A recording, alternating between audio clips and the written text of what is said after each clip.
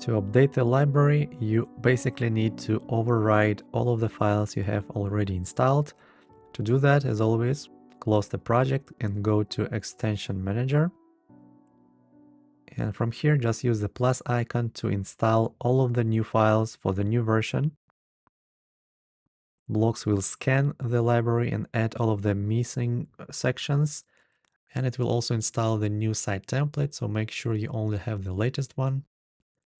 And after that, everything else will be updated, all of the new sections added and all of the updated ones replaced with the new versions.